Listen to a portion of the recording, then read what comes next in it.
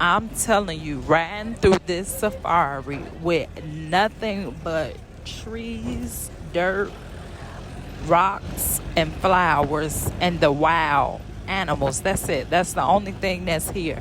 And when you see it is infinity of just land.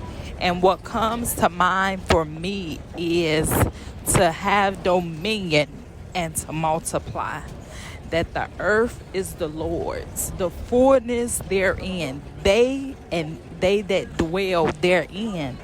And also looking at the trees and the flowers and the vegetation and the animals.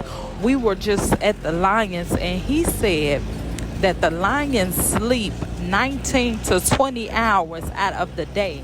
We only get 24 hours.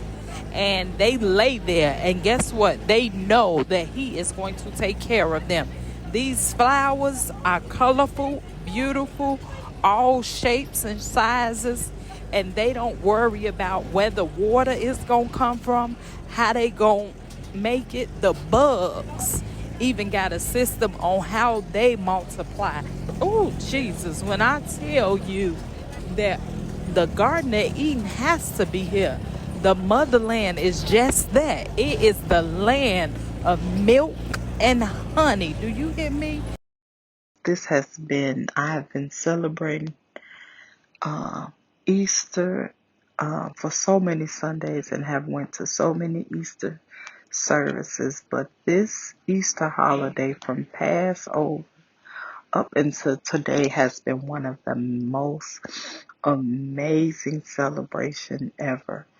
My spiritual connection, not religion, but spiritual connection with the Savior this Easter has been so heightened by just the amazing week that I have had in His presence.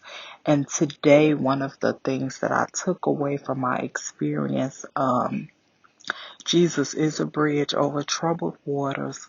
But the one thing that I took away was I am having an amazing experience with elements. And they are elements of earth, water, fire, air.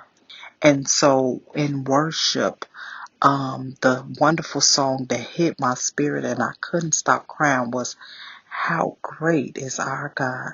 Sing with me, how great is our God. All will see how great is our God. Sing with me, how great is our God. It's the name above all names.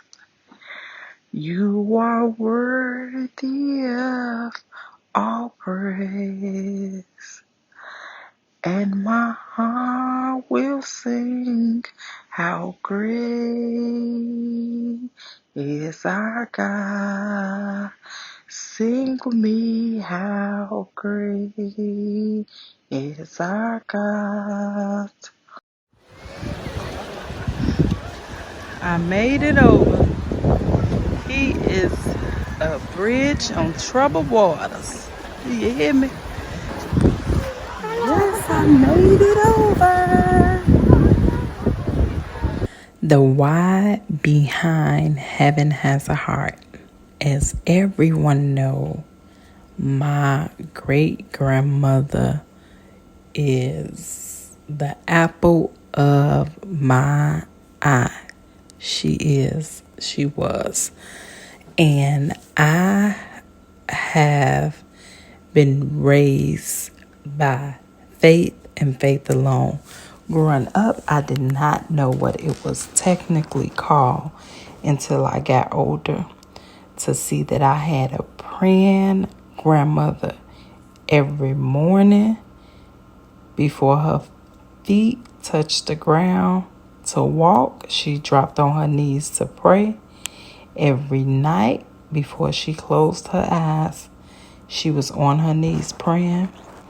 And on Sundays, she was at church. So at that point, I never knew what it was called, but I knew her keeper was a higher power. I have never, ever saw my grandmother in tears or crying. So I say that to say that my faith is the number one reason behind my serving. I have a motto that I live by, and that is, my life is not my own. And you may wonder, why do you say that? Because it's not. It is not mine. It does not belong to me. It was a gift from above.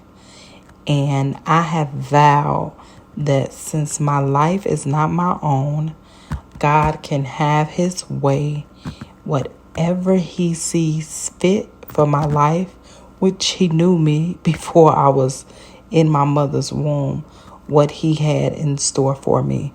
So my life is dedicated to serving because it's not mine and it does not belong to me. So since that is the case, I have vowed and returned it back to be a servant.